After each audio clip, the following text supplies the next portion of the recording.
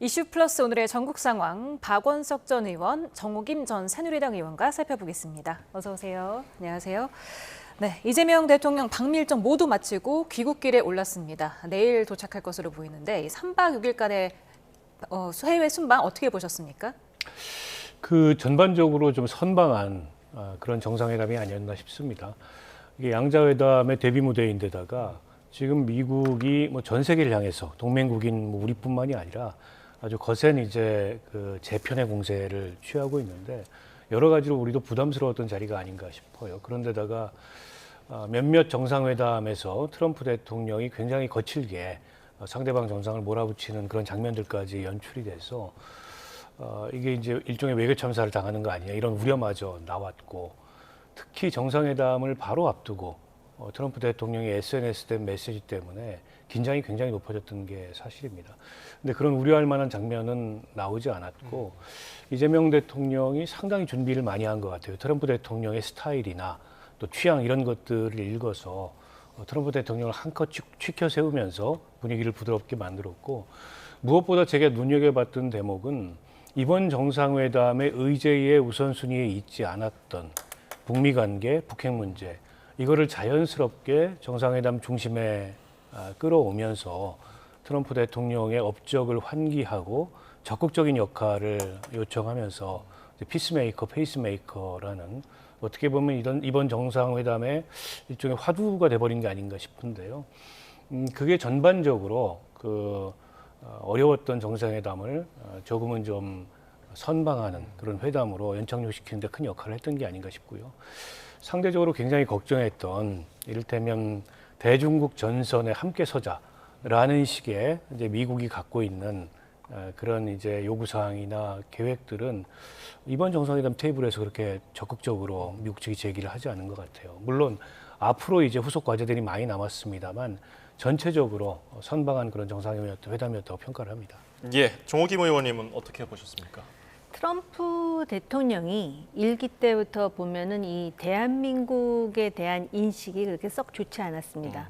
그런데다가 이재명 대통령에 대한 본인이 가지는 어떤 편견이라든지 감정이 있었던 것 같은데, 적어도 그런 부분을 조금 불식시키면서 지도자 간의 하나의 라포를 형성하는 계기가 되었다라는 것은 긍정적으로 볼 수 있는데요. 지난번 관세 협상에서 물론 구두이기는 하지만은 3,500억 달러의 투자, 그다음에 1,000억 달러의 에너지, LNG 등 에너지 구매. 근데 요번에 이제 대기업 총수들이 가서 1,500억 달러에 해당하는 또 투자를 약속해가지고 6,000억 달러에 해당하는, 그러니까 트럼프가 한국에 대해서 굳이 뭐라 그럽니까? 기분 나쁜 또는 상당히 하대할 이유가 전혀 없어졌다라는 그런 실질적인 이유가 생겨버린 것이고요. 그렇게 함으로써 미국은 무역 불균형을 해소할 수 있다라고 자꾸 국민에게 이제 홍보하는데, 우리로서도 대통령이 아이스 브레이킹을 성공적으로 했다라는 점에서 국내 정치적으로 긍정적인 평가가 있을 겁니다만은, 우리의 많은 기업들이 미국에 투자하는 것은 사실은 고용 창출에 있어서 일자리를 뺏긴다라는 측면이 있기 때문에 향후에 본격적인 협상에 들어가서는 이 부분에 대한 보다 실리적이고 국익을 강조하는 그런 전략이 필요하다라고 생각합니다. 네, 이재명 대통령이 방미 기간 연설에서 한반도 비핵화를 언급한 데 대해서 북한이 신랄하게 비판을 했습니다. 비핵화 망상증에 걸린 위선자의 본색이 드러났다. 그리고 또 북한을 가난하지만 사나운 이웃이라고 표현한 데 대해서 자신들을 심하게 모독한 거다, 이렇게 반발했더라고요. 북한 측의 거친 논평에 대해서 저희가 일일이 반응할 문제는 아니긴 하지만, 어쨌든 북한은 지금 핵보유국으로서의 지위를 인정하라라는 요구사항을 제기하고 있어요. 때문에 미국과의 협상에 있어서도 핵보유국 간의 협상은 비핵화가 아니라 군축밖에 없다, 핵감축 협상밖에 없다, 이렇게 선을 긋고 있습니다. 근데 이제 정상회담 석상에서 이제 비핵화 문제가 거론되고, 또 트럼프 대통령이 굉장히 적극적으로 반응을 했어요. 여전히 김정은하고 좋은 관계를 갖고 있고 이제 만날 계획이다, 이런 얘기까지 표명을 했단 말이에요. 자칫 이제 비핵화 공세에 말려들 수 있다, 끌려 들어갈 수 있다 이런 아마 위기감의 표현을 하고 저는 보고요. 에이펙 정상회담에 이제 트럼프 대통령이 참석할지는 모르겠으나 지금까지 보면 이제 참석하겠다는 의사를 피력한 것으로 볼 수 있고 에이펙 정상회담을 계기로 북미 간의 대화가 성사될 수 있도록 뭔가 역할을 해보겠다 이게 이제 이재명 대통령의 입장이었는데 북한이 그렇게 호락호락하게 응하지 않을 거라고 보고요. 어쨌든 북한이 내걸고 있는 조건은 지금 한미연합훈련과 전략자산의 전개 이거를 한시적으로가 아니고 영구적으로 봉쇄하고 그리고 핵 보유국으로서의 북한의 지위를 인정해서 핵 군축과 이제 감축 협상을 한다면 뭐 그때가 생각해 보겠다 이런 정도이기 때문에 그건 또 이제 우리 입장에서 수용하기 쉽지 않은 조건이거든요. 근데 저는 유의미하게 본 게 이재명 대통령이 요미우리 신문하고 이제 방일 전에 인터뷰를 할 때 한반도 비핵화의 3단계 그 프로세스를 얘기를 했습니다. 그래서 동결, 감축, 비핵화. 동결, 감축 단계에서는 충분히 이제 대화의 여지가 있을 수 있을 것 같고요. 북한의 저런 반응을 꼭 나쁘게만 볼 수 없는 게 반응이 있다는 거는 다시 말해서 소통이나 대화의 가능성이 있다는 걸 저는 의미한다고 생각합니다. 예. 다만 북한이 한미 정상회담이라든지 트럼프 대통령은 언급을 안 했거든요. 이 의도적이라고 봐야겠죠? 네, 트럼프와는 가깝다라는 이야기를 공공연히 하지 않습니까? 아마 제가 볼 때는 일단 가난하지만 사나운 이웃이라는 표현에 대해서 굉장히 비위가 상한 것 같습니다. 그래서 무슨 더러운 족소 운운하면서 입에 못 담을 막말을 막 거의 방출하다시피 하는데요. 비핵화 3단계 있잖아요. 동결, 축소, 비핵화에 대해서도 비핵화 망상이다 그러면서 북한은 반발하지만 이거는 우리도 받아들일 수가 없습니다. 동결과 축소를 1, 2단계로 놨다라는 거는 그 과정에 그대로 북한의 핵을 인정한다라는 것이고 북한이 언제든 그 약속을 제대로 지킨 적이 한 번이라도 있었습니까? 이렇게 되면 시간이 길어지고 트럼프 일기 때 이런 것과 관련해서 미국의 소위 NSC에서 장관이라든지 실장들이 이렇게 되면 안 된다라는 걸 트럼프에게 엄청나게 얘기를 했고 미국은 이 안에 대해서 아마 살짝 관심을 가질지도 모르겠습니다. 왜냐하면은 미국의 소위 마가 미국을 위대하게 다시 위대하게로 지금 캐치프레이즈로 트럼프의 지지군을 형성하고 있는 이 사람들은 미국이 어떤 나라의 불상사 내지는 전쟁에도 개입하기를 원하지 않습니다. 이런 상황에서 이 3단계에 대해서는 우리가 이거를 너무 쉽게 이재명 대통령의 대안이라 해서 받아들이기 어렵다라는 점을 분명히 말씀드리고요. 에이펙과 관련해서도 그렇습니다. 트럼프는요, 원래 국제사회의 약속대로라면 에이펙에 당연히 와야 합니다.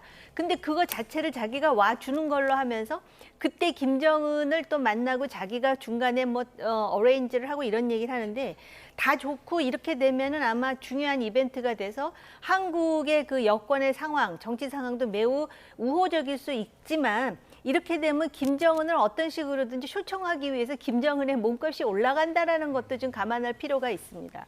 네, 북한 얘기는 조금 더 지켜보기로 하고요. 새 지도부 선출된 국민의힘 얘기로 좀 넘어가 보겠습니다.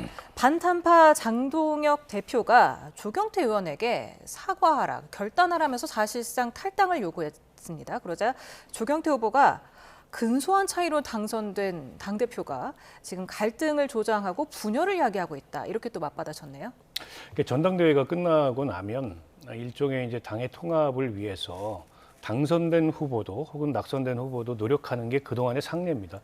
근데 이제 이번에 국민의힘 전당대회는 워낙에 이 후보들 간의 입장의 차이가 크고 또 대립 양상이 격렬했기 때문에 그 후유증도 상당 정도 남지 않을까 이렇게 생각하고요. 그리고 장동혁 그 신임 대표의 일성이 제가 보기에는 통합의 메시지로는 굉장히 부족했습니다. 어쨌든 계속 당의 분열을 그런 그 야기하는 분들에 대해서는 뭐 결단이 필요하다 이런 메시지를 냈어요.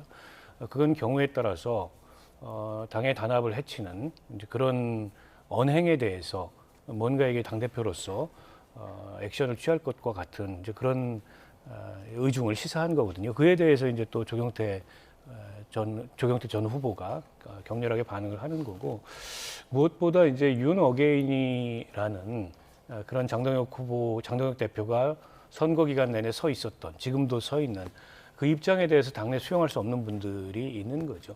내년에 지방선거가 이제 6월이고 선거가 10개월밖에 남지 않았는데 이제 선거가 가까워지면 가까워질수록 지지층뿐만 아니라 중간층까지 당이 외연 확장을 해서 나가야 되는데 장동혁 대표 공언한 대로 윤 전 대통령 면회하고 그리고 이른바 이제 전한길 씨와 같은 그런 보수 유튜버들과의 그런 관계를 계속 유지한다면 당의 의원 확장은 좀 기대하기 어려운 거 아니겠습니까? 그래서 이거는 단순히 전당대회에서 맞붙었던 후보들 간의 감정 싸움의 문제를 넘어서 국민의힘 내부의 그런 이제 노선에 쉽게 좁히기 어려운 그런 노선의 차이라고 볼 수 있을 것 같습니다. 예, 지난해 한동훈 당시 당대표실을 빠져나오는 장동혁 의원 그 사진이 요즘에 또 다시 화두가 되고 있는데 저희가 사진을 하나 보여드릴게요. 예, 지난해 모습인데 이 순간, 당시 이 순간이 장동혁 대표가 지금에 이르게 하는 변곡점이었다는 평가도 있고요. 어떻게 보십니까? 그게 이제 아마 중앙일보 기사인 것으로 제가 기억을 하는데요.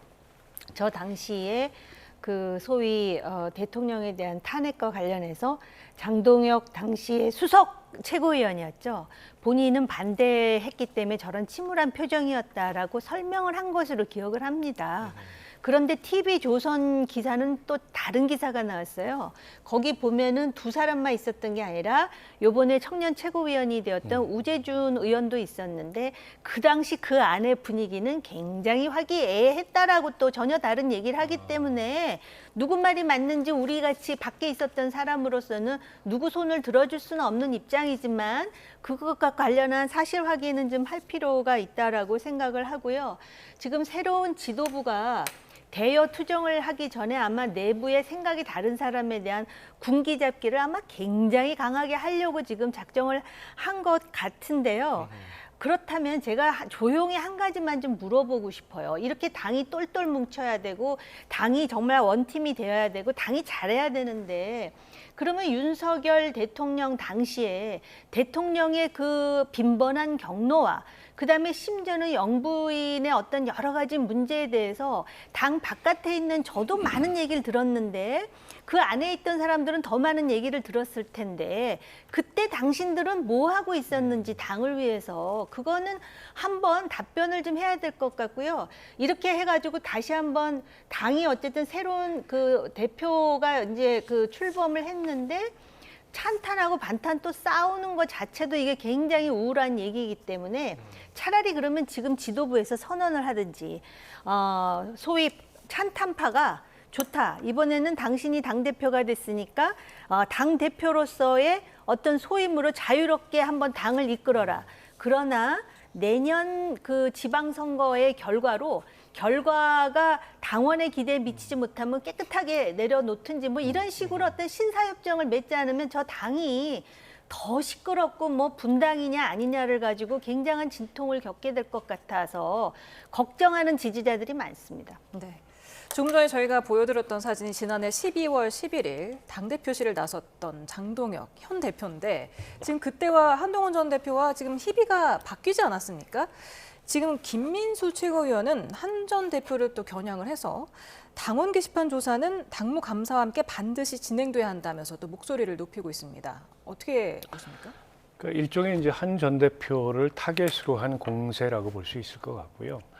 근데 이제 장동혁 대표가 어제 취임 일성하고 오늘 메시지의 수위가 조금 달라졌는데 오늘은 어쨌든 과거는 과거고 미래로 나가자 이런 식의 그 말씀을 하셨어요. 근데 오늘 김민수 최고위원이 최고위원회 석상에서 했던 얘기는 그와는 또 조금 거리가 있죠. 과거를 다시 돌이켜서 문제를 삼겠다 이런 이제 주장을 한 거잖아요. 그래서 보면 이게 강원 양쪽을 오락가락하는 게 아닌가 싶은데 이제 국민의힘 상황이 그렇게 여유롭지가 않아요. 제가 무슨 말씀을 드리는 거냐면 당 내부 문제를 가지고 누가 내부 총질을 했느니 이걸 색출을 하느니 뭐 결단을 하느니 그럴 때가 지금 아니라는 거죠. 국민들 시선은 여전히 굉장히 차갑고 게다가 이제 김건희 그 특검에서 계속 김건희 여사의 좀 납득하기 어려운 그런 행적들이 밝혀지고 있잖아요. 어제만 하더라도 그 무슨 종묘에 가가지고 거기를 차담을 하면서 종묘를 카페처럼 썼다 이런 얘기까지 지금 나오고 있지 않습니까? 그런데 여전히 윤어게인, 윤과의 절연을 어떻게 보면 거부한다고 볼 수 있겠죠. 그런 지도부에 대해서 과연 국민들이 이전과 다른 이제 그런 어떤 기대나 뭐 이런 걸 보낼까 굉장히 어려워 보인단 말이죠. 그런데다가 장동영 후보가 무슨 압도적인 승리를 한 게 아닙니다. 김문수 후보하고 표차를 고려한다면 불과 한 뭐 2천 몇백 표 차이밖에 나지 않았고 여전히 이 여론조사 결과를 보면 김문수 후보에게 압도적으로 밀렸던 그런 결과마저 있단 말이죠. 때문에 한편으로는 지지층의 요구나 이런 걸 의식한다 하더라도 당의 외연을 확정하고 내부적으로는 당을 통합하고 다가오는 선거에 대비해서 당이 쇄신하고 변화하는 모습을 보여야 되는데 지금 이제 장동혁 후보 본인을 포함해서 주변의 모습은 그런 게 아니란 말이에요. 그래서 아무리 당내에서 이제 당권을 잡았기 때문에 당내 반대파들을 제압하고 더 나아가서 뭐 축출하고 한다 하더라도 그게 국민적 신뢰 회복으로 나타날 가능성이 없어요. 오히려 더 확증 편향만 강해지고 지지층 내에 갇히는 그런 결과를 초래할 텐데 그렇게 해서 장동혁 지도부가 내년 지방선거 승리는 고사하고 지방선거를 치를 수 있는 그런 조건을 내적으로 만들 수 있을지 굉장히 의문시되는 상황이 아닌가 싶습니다. 예, 지금 뭐 지도부 일각에서 축출 얘기까지 나오는 상황에 정 의원께서 아까 말씀하신 신사협정 이런 게 없으면은 분당되는 거 아닌가? 이런 전망도 있거든요.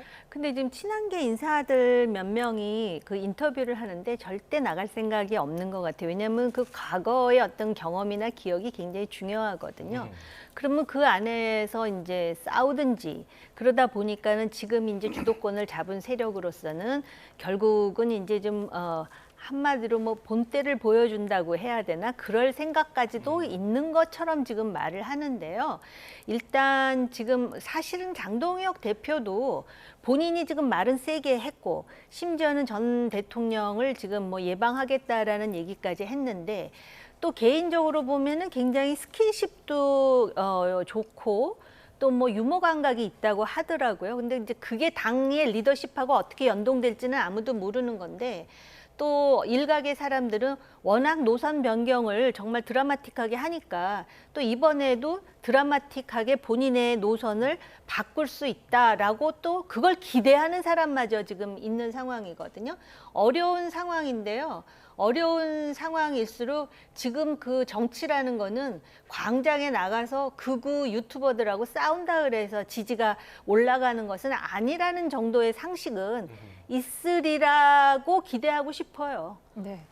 김문수 후보가 패배한 분석도 나왔는데 김재원 최고위원은 한동훈 전 대표를 공천하겠다는 발언이 패배의 원인이었다 이렇게 보기도 했고 오히려 친한계에서는 차악을 뽑아달라는 게 아니라 아예 김문수 후보를 지지해달라고 이렇게 선명하게 지지를 하는 게 더 낫지 않았을까 이렇게 보는 시각도 있더라고요. 근데 뭐 전부 결과론적인 해석이 아닌가 싶습니다. 근데 김문수 후보가 이번에 이 전당대회 과정에서 전략이랄까요? 이런 게 좀 오락가락한 측면이 있었어요. 그러니까 이 2차 투표 앞두고서는 이제 통합 포용 이런 메시지를 냈는데 시종일관 그런 메시지였다면 또 다른 결과가 나왔을 수도 있고 또 장동혁 후보하고 선명성 경쟁을 했는데 장동혁 후보가 했던 메시지는 강경한 메시지는 기억에 남는 반면 김문수 후보가 어떤 메시지를 남겼지 기억에 잘 남지 않았습니다. 그러니까 선명성 경쟁에서도 어떻게 보면 좀 뒤졌다는 거죠. 그런데다가 김문수 후보에 대해서는 약간의 피로도, 이제 식상함 이런 것들이 드리워져 있는 반면에 이제 장동혁 후보는 상대적 신인이고 또 그렇게 강경한 입장을 취하면서 지지층을 결집시켜 왔기 때문에 일종의 언더독 효과 같은 게 발생을 한 게 아닌가 싶어요. 아마 이제 한동훈 전 대표가 최악을 막자 이런 메시지를 낸 거는 김문수 후보 측의 다급한 요청도 있었던 게 아닌가 싶은데 결과적으로 그 메시지가 통하지 않았죠. 그래서 한동훈 후보는 어떤 후보도 이 공식적으로 지지하지 않았고 한동훈 대표는 그리고 뭐 본인도 출마하지 않았지만 결과적으로 보면은 이제 한동훈의 패배 이런 느낌을 주는 건 사실이에요. 그 점에 대해서 뭐 한동훈 전 대표 본인이나 친한계에도 좀 돌아봐야 될 것 같고요. 다만 한동훈을 입에 올렸기 때문에 혹은 한동훈 전 대표가 마지막에 그런 메시지가 오히려 역효과를 불러와서 이길 수 있는 선거를 졌다라는 건 정말 결과론적인 해석에 불과하다고 봅니다. 예, 이제 국민의힘을 벗어나서 여당과도 손을 잡아야 할 텐데 오늘 우상호 정무수석이 축하난 들고서 신임 장 대표를 예방을 했습니다. 아직 정청래 대표와 상견례 날짜는 잡히지 않았고요. 협치를 어떻게 풀어나갈지 전망 어떻게 하십니까? 지금 여당에서 가장 정치를 좀 잘하고 있는 사람은 정무수석하고 장관으로는 지금 정성호 법무장관이 좀 합리적인 모습을 보이고 있지 않나 이런 생각이 드는데 제가 얼뜻 그 속보를 보니까 대통령이 뭐 영수회담을 지금 제의했다라는 말도 나오거든요. 저는 이재명 대통령이 상당히 실용주의적으로 보이고 싶어 하는구나라는 거를 이번에 그 미국, 일본 순방뿐만 아니라 그 상당히 그런 모습으로 지지를 계속 견인하고자 하는 의지를 읽을 수가 있는데요. 솔직히 개인적으로는 영수회담을 한다 그래서 장동혁 대표가 원하는 걸 다 줄 것 같지는 않습니다. 그런 상황에서 어쨌든 난을 들고 온다라든지 그런 영수회담을 제안하게 되면 유권자들인 국민의 입장에서는 대통령은 저렇게 대화를 하려고 그러는데 마치 또 야당 대표가 상당히 지금 경색돼 있는 것이 아니냐라는 인상을 줄 수도 있어요. 그렇기 때문에 대화는 정치라는 게 뭡니까? 결국은 대화와 타협인 만큼 대화가 그 대화에 응하는 것이 그리고 지금 야당의 상황에서 요구할 것은 요구하고 또 지금 솔직히 윤 어게인이라든지 아니면은 그 반탄이라는 거는 중도층에서 도저히 그거는 용납할 수 없는 그러한 그 스탠스거든요. 그래서 이런 거에 대해서 본인이 아까 노선을 바꿨다라고 말씀을 드렸는데 그거를 정치에서는 또 유연성이라고도 얘기해요.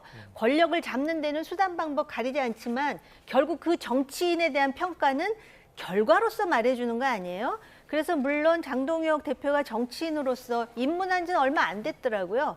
그럼에도 불구하고 그런 고민이 많이 필요할 때고 저는 영수회담을 요구한다거나 그럴 때 대화에 응해서 자기가 야당의 그 대표로서 할 수 있는 얘기를 해서 국민의 그 지지 내지는 신뢰를 다시 소구할 수 있는 그러니까 그 견인할 수 있는 방법을 찾아내야 된다고 봅니다. 네.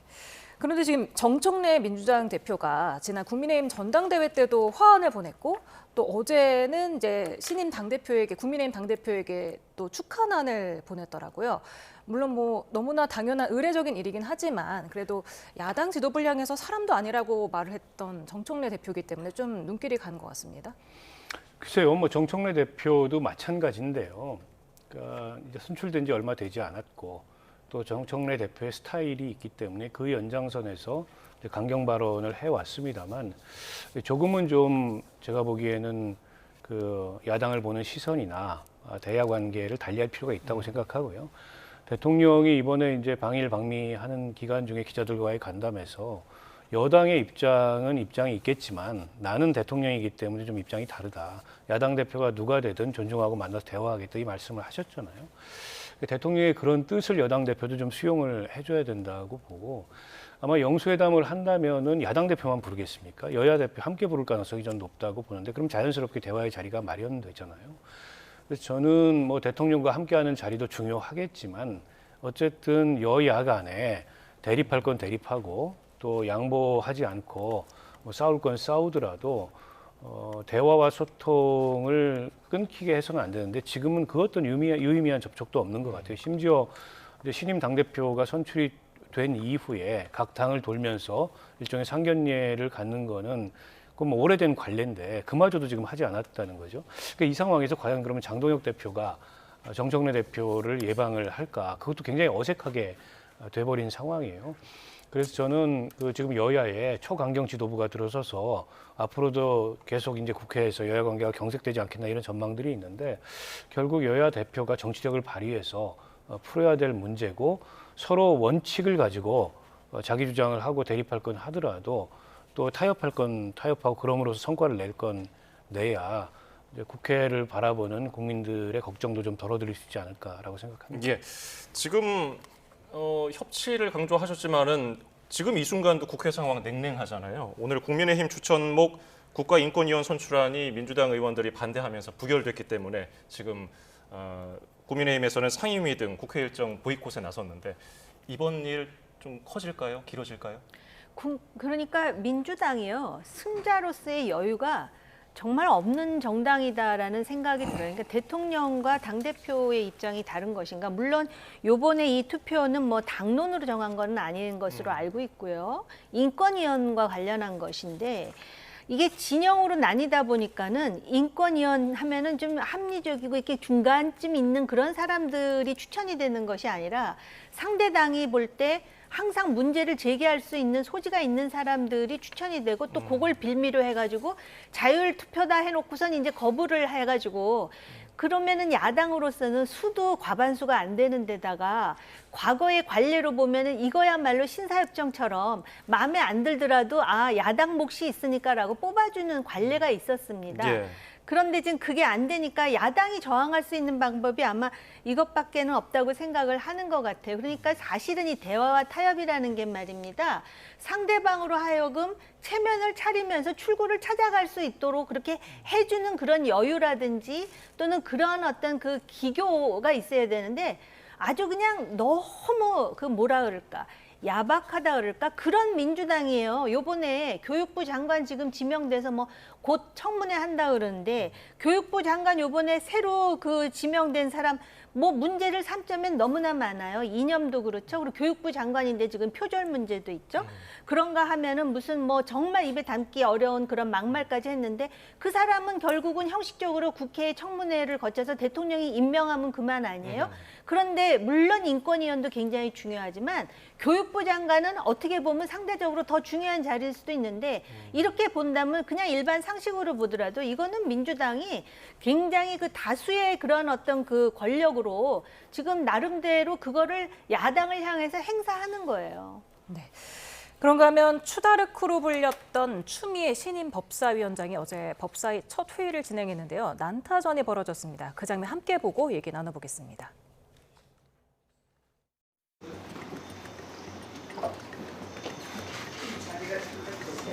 위원장님이 먼저 오실 줄 알았더니 안 오셔갖고. 저는 여기서 기다리고 있습니다.